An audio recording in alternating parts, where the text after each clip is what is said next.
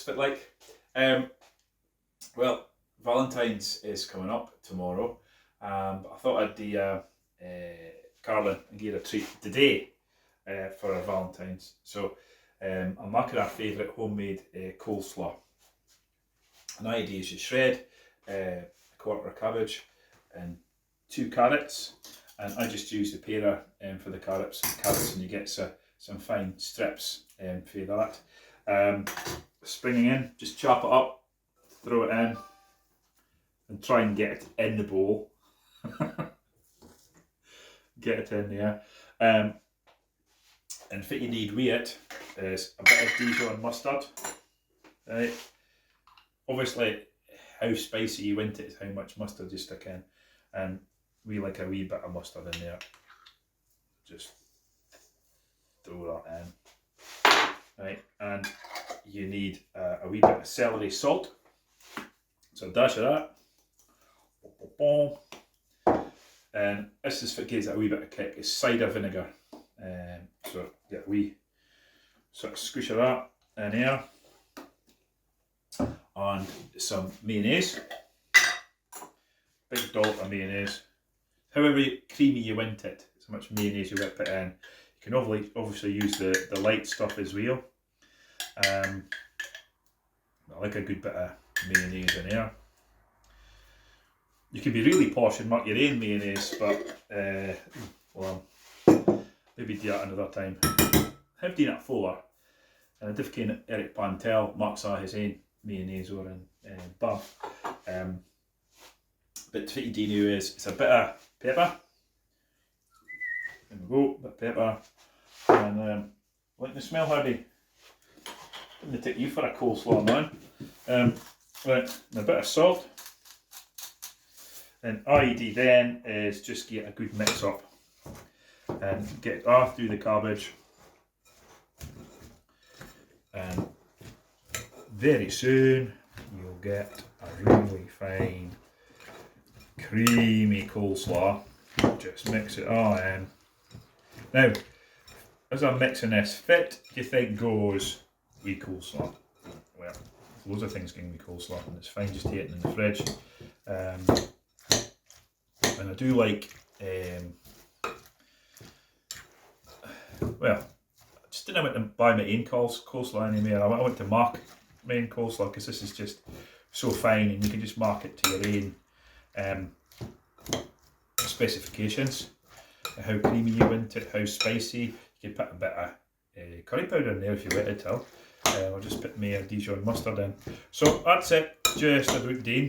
Right, fit gings with coleslaw. I'll tell you if it gings with coleslaw. Steak, that's what gings with coleslaw.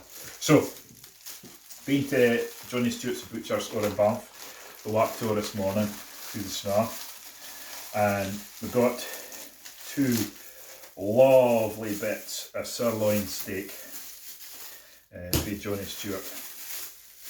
And it's a bit of a treat for Valentine's Day. Now, I've shown my bairns how to do their steak, and they are copying me now. And my 2 potential son-in-laws, Andrew and Callum, they do it this way as well, so it must be the right way. Callum just loves his steak this way. Now, if you just close up Callum on how bonny and marbled that is. Now, your taste comes for the fat that gings through it, and look how bonny that is there. Absolutely lovely bits of Scottish beef.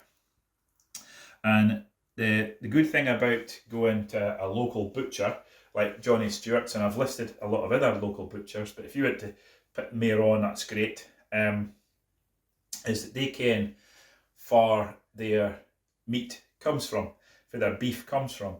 And this particular bit of steak came from a beast that was raised in Dingwall, on a farm in Dingwall.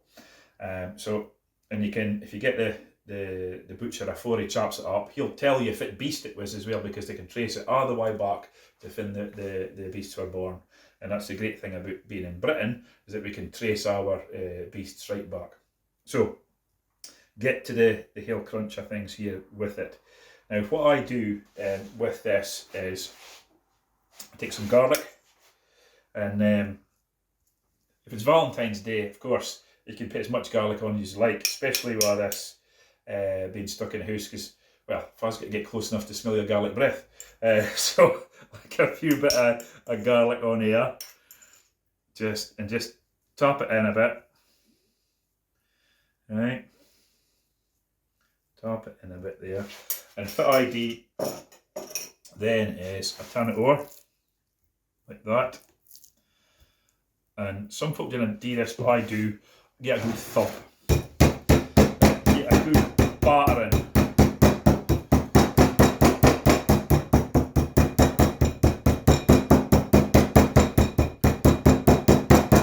Get a right good battering. And then put some pepper.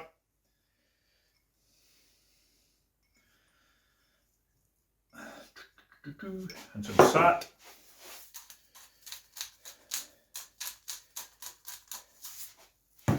Turn it over again, so the garlic that's on there goes into there, and you get another battering.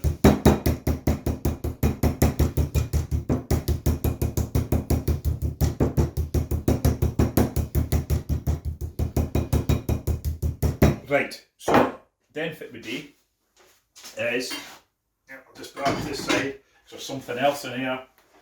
Get my pan, put it in my pan's here. But you do need to put oil in, because there's enough fat in the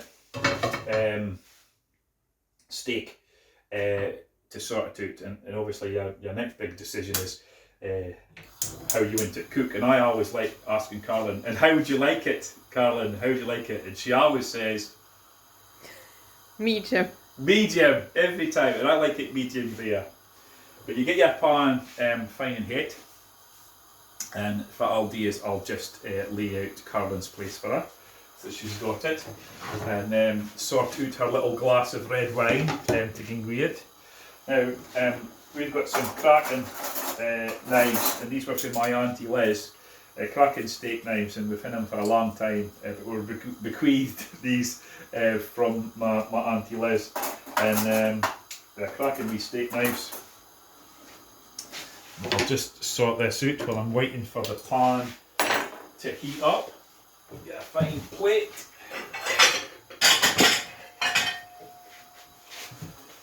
Okay, there we go.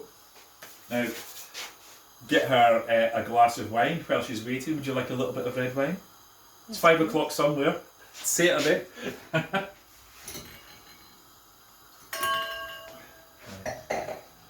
So,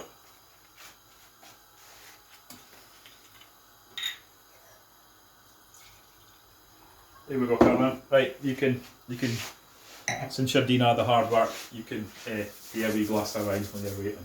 So, that should be nice and hot now, and I'm going to do Carlin's medium in. So I just take her steak and whack it in there, and just love the sound of the sizzling. Oh, I just love that. Great sound.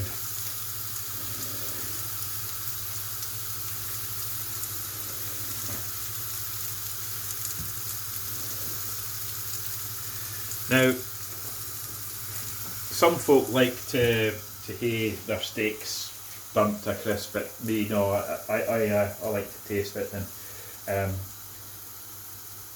but it's great, as I said, buying your beef from a local butcher, because you can find it for its fee. You get Scottish beef, so eat Scottish, eat British, support the farmers, and you're supporting the butchers as well, and you always get good quality, definitely around here.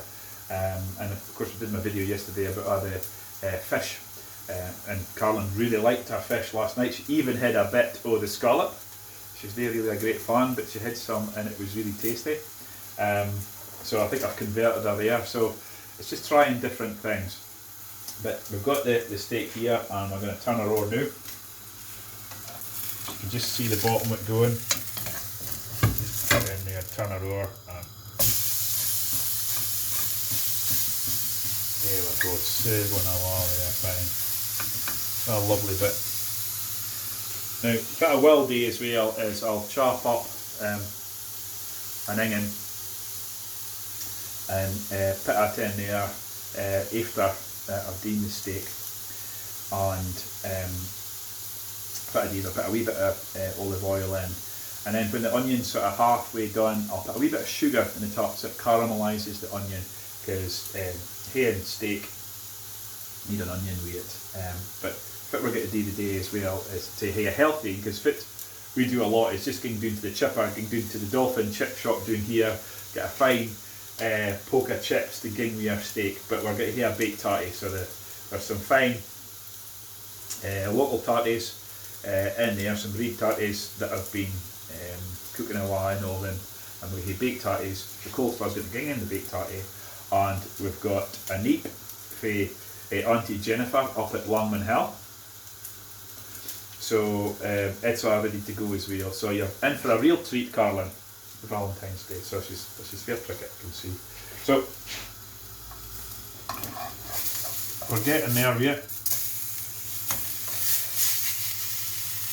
Just get the side bits done as well.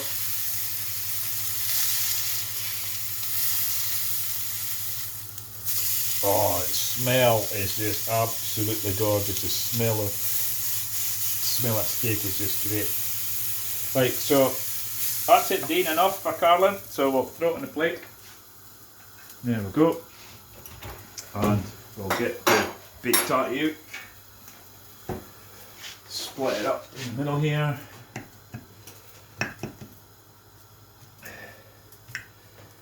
Fluff it up a wee bit. And then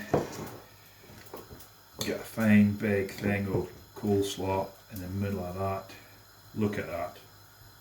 Gorgeous. Again, it's not pretty, but it tastes really fine. And get a wee dollop of Auntie Jennifer's neep. And that's it. Well, Carlin, there you go. Enjoy yourself. Have fun, folks. Have a lovely Valentine's Day, and I'll be cheering on Scotland when they're playing against Wales this afternoon at 4 o'clock. So come on, Scotland at rugby. Let's win again, and let's win the Four Nations. All the best, folks. Cheerio.